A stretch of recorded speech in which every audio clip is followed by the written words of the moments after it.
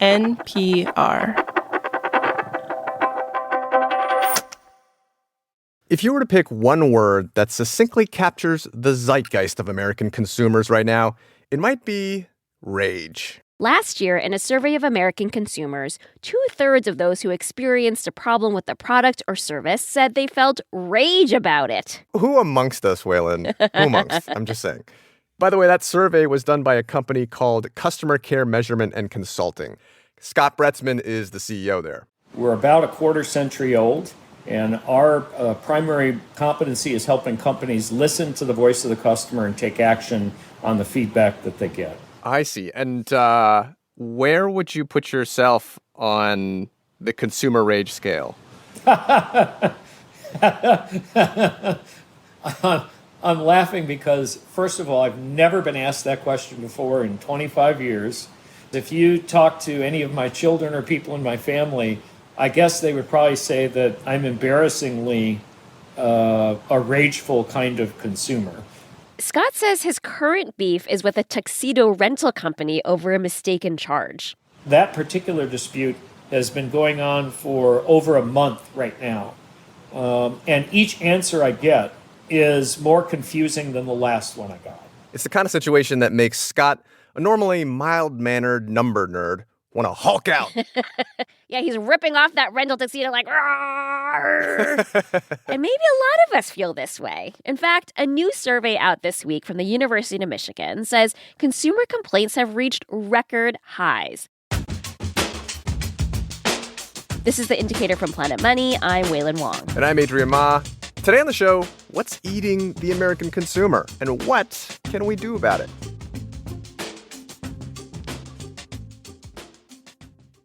This message comes from Dell Technologies. Interruptions happen at work. But with the Dell Pro laptop powered by Intel Core Ultra with vPro, built with optimized battery and built-in intelligence, your tech won't slow you down. Dell.com/Dell-Pro. Built for you. Support for this NPR podcast and the following message come from Carvana. Selling your car? Carvana has offers so good they're almost inexplicable. Sell your car 100% online in minutes. Visit Carvana.com today. Why should we care about consumer rage? Well, besides raising our collective blood pressure, consumer spending is the engine of our economy. It's 2/3 of GDP. If consumers get disappointed enough with what they're consuming, they can say, well, I'm just going to stop buying. This is Forrest Morgeson, Research Director Emeritus for the University of Michigan's American Customer Satisfaction Index. It's a survey that's been tracking consumer happiness and disappointment for over 3 decades. We measure across about 45 different consumer industries the satisfaction of consumers who have actually purchased and consumed goods and services over the last X number of years. So they'll ask people, how satisfied are you with your streaming service, the car you bought, or the beer you drink? Their most recent report came out this week, and the headline for it says is that customer satisfaction has not only continued a 2-year slide, but also customer complaints have reached record highs. These are customers that are actually contacting the companies with which they do business and saying, hey, I've got a problem with the product or service you sold me. And there's some effort involved in that, right? So to see those at record highs is troubling. Ooh, consumer anger is bubbling right now. Is the problem the companies or the customer? And that's a great question. It can be a blend of both. Forrest says consumers today are definitely better informed than they used to be. For every new product, there are probably 1,000 YouTubers and TikTokers dissecting everything they love or hate about it. And this has probably raised consumer expectations over time. In the consumer rage study we mentioned earlier, 77% of people said they experienced a problem with a product or service in the past year. I want to talk to the other 23% and find out where they're shopping. For the rest of us, 77% is more than double the rate of consumers who reported problems in a similar survey 50 years ago. Scott Bretzman, the guy behind that study, and remember the guy who's really mad at the tuxedo rental place, says this doesn't necessarily mean consumers are more rage-prone or that products are generally worse than previous generations.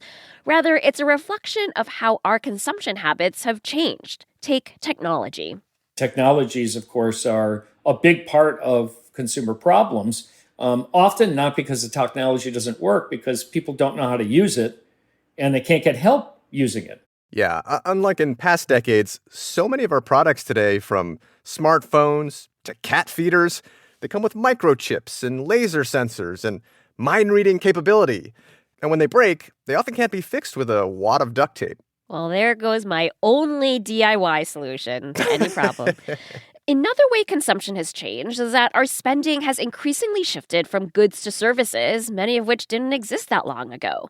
Think everything from DoorDash to on-demand dog walking. Services are much more slippery, much more subjective, much easier to experience a problem with for a variety of reasons, whether it's the quality of the service or the attitude of the person delivering it. There's so many things that can go wrong with a service and a product. Now, these macro factors are not necessarily the company's fault, but that doesn't let them off the hook either. Forrest Morgeson of Michigan says companies in recent years have contributed to consumer unrest by leaning into what he calls a profit-taking mindset. And you can actually see this in the numbers.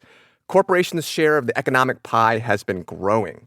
So get this, before the pandemic, corporate profits made up about 13% of what economists call the national income.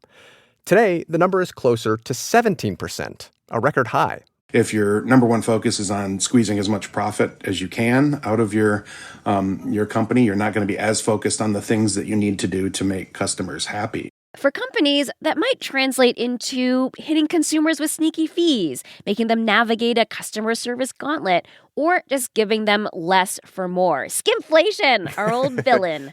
And all this is happening at a time when some major industries, from airlines to entertainment, have consolidated, leaving consumers with fewer choices.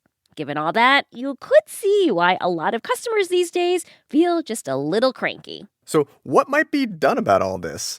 Heather Timmons, who writes for The Guardian newspaper, has some thoughts.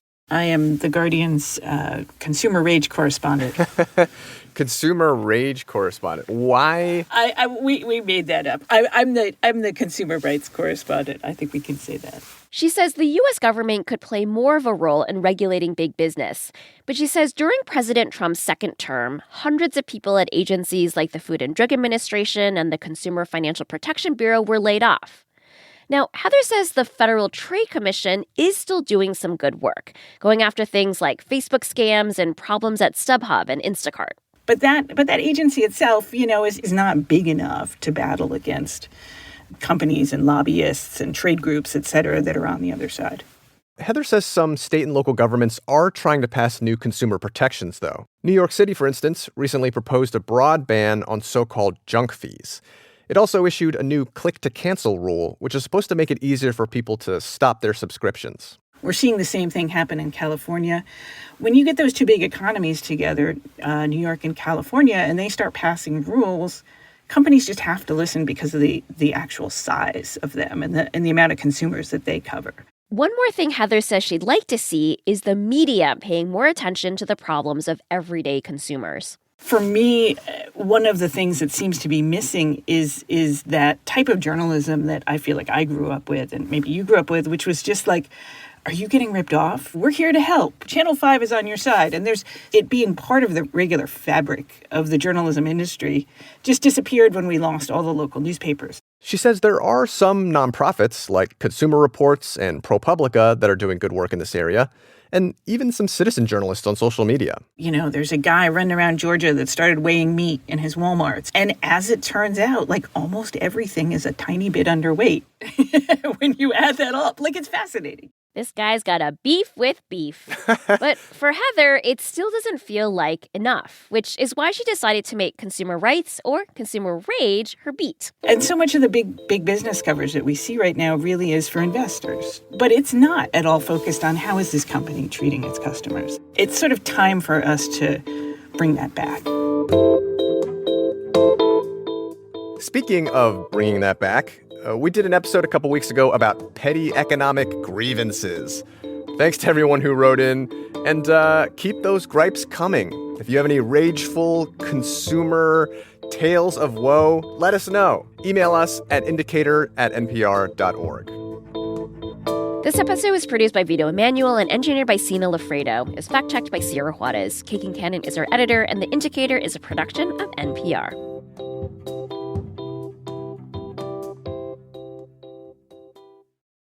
This message comes from Insperity, providing HR services and technology, from payroll, benefits, and HR compliance to talent development. Learn more at Insperity.com/HR Matters. This message comes from Capella University. You know that feeling when there's a spark building inside you, that you were meant for more? That's your own drive pushing you towards what's next. Capella University gets that. With their FlexPath learning format, you can set the pace and earn your degree without putting life on pause. You've built experience and know what you're capable of. Now, this is your time to turn that momentum into more. The only real question is, what can't you do? Learn more at capella.edu.